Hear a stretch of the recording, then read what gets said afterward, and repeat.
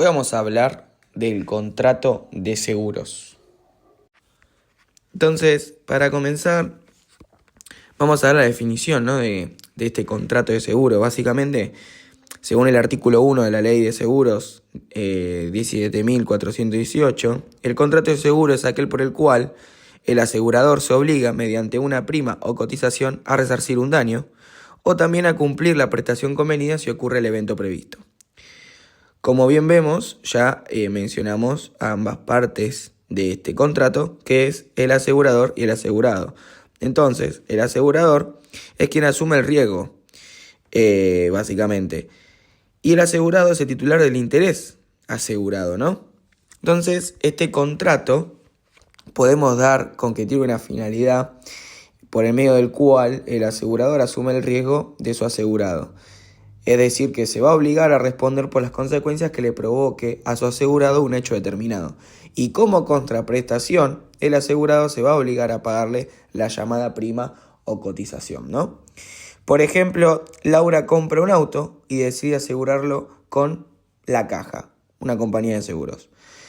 Del contrato surge que en caso de robo o hurto, la compañía pagará a Laura el valor del vehículo y como contraprestación ella se obligará a pagar una suma de dinero periódicamente, que a eso lo vamos a llamar prima.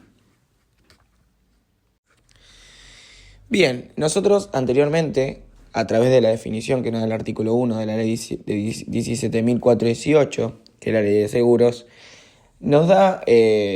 habíamos mencionado ya las partes de este contrato, que son el asegurado y el asegurador. El asegurado, dijimos, el asegurador es quien asume el riesgo.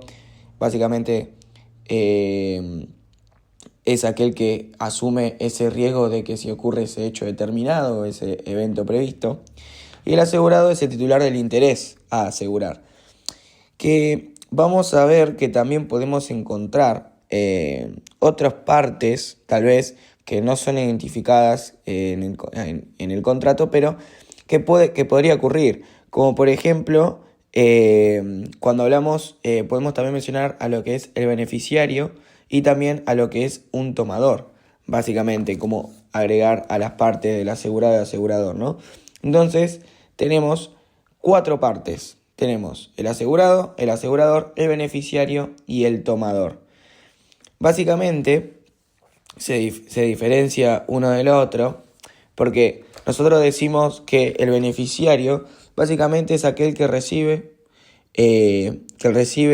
algún beneficio, algún interés sin ser parte de ese contrato. Como por ejemplo, podemos hablar del seguro de vida, que básicamente el seguro de vida, por ejemplo, yo contrato un seguro de vida con Federación Patronal, y el día que a mí me pase algo, ese seguro de vida, hasta el momento que haya contratado, va a ir para mi esposa. Entonces ahí tenemos el asegurador, el asegurado y el beneficiario, básicamente. Como también podemos hablar del tomador, que el tomador es aquel que toma un seguro y se lo vende a otra persona que va a pasar a ser el asegurador. Claramente nosotros no estamos muy acostumbrados a hablar de estas 4 partes porque básicamente el asegurado puede ser una misma persona, es decir, el asegurado puede ser un tomador y un beneficiario y el asegurado al mismo tiempo, que básicamente es el contrato, es el seguro del auto de toda la vida, ¿no?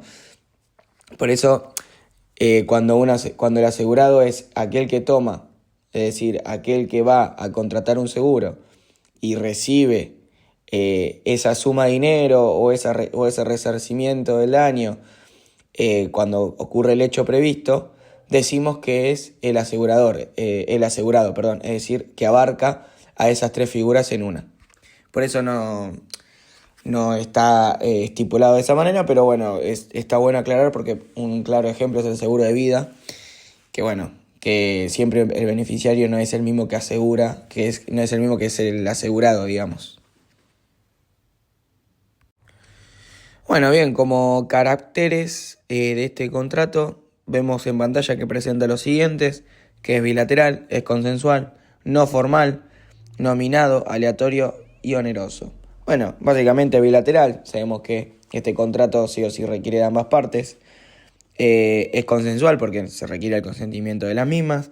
No formal, esto es importante, no es formal porque no se necesita algo escrito, pero sí, no se necesita algo formal, perdón, pero sí se debe probar por escrito. ¿Cómo se demuestra, cómo se prueba? Bueno, a través de la póliza, que básicamente lo vamos a ver más adelante, que a través de la póliza nosotros podemos demostrar que existe un contrato de seguro con dicha empresa, cuánto es el seguro, por cuál seguro me decanté, porque como bien sabemos hay seguro a terceros, etcétera. Pero eso lo vamos a ver más adelante. Bueno,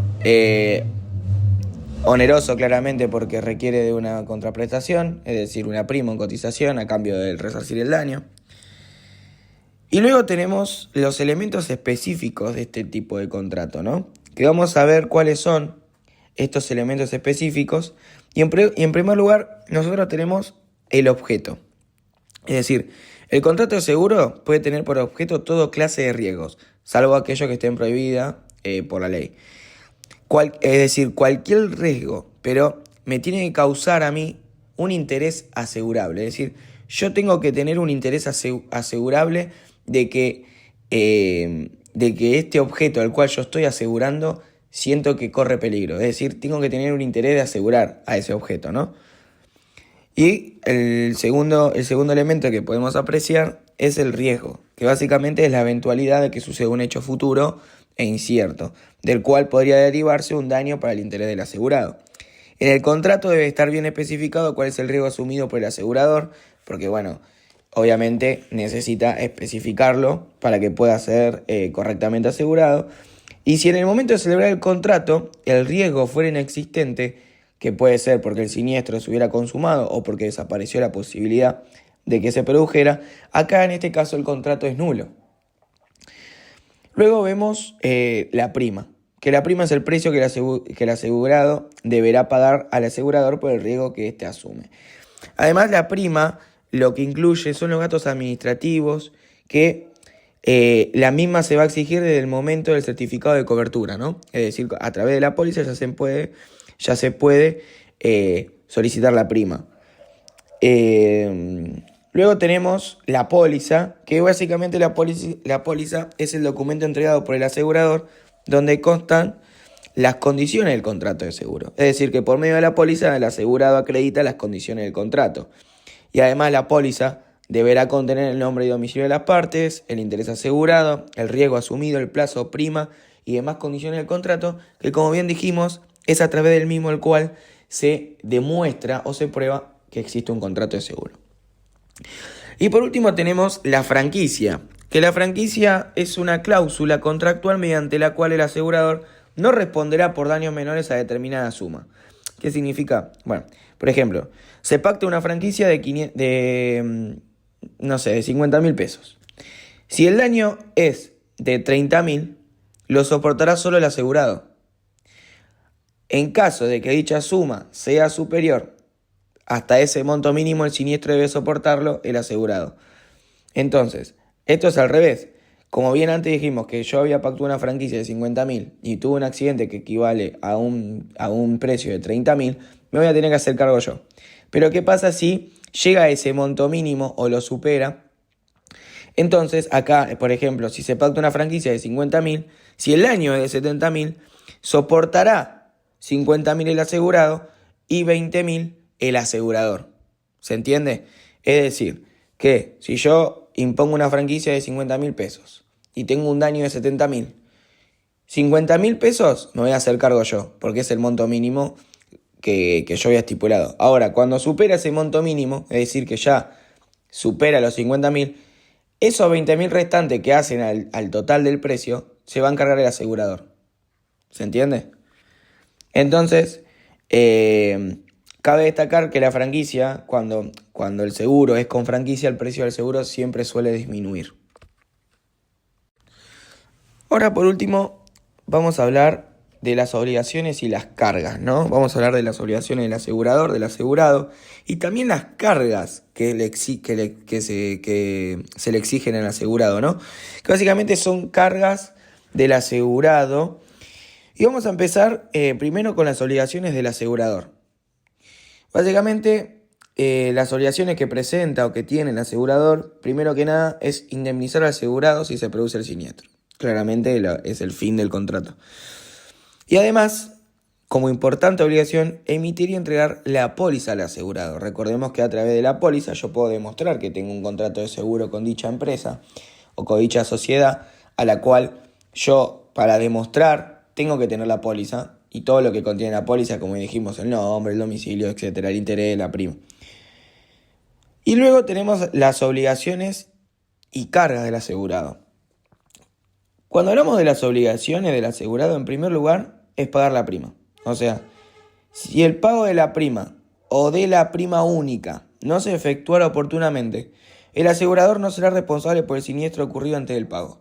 Esto básicamente significa que si yo entro en mora y no pago la prima correspondiente, indirectamente yo estoy dejando, básicamente, no haciendo responsable en caso del siniestro al asegurador, básicamente.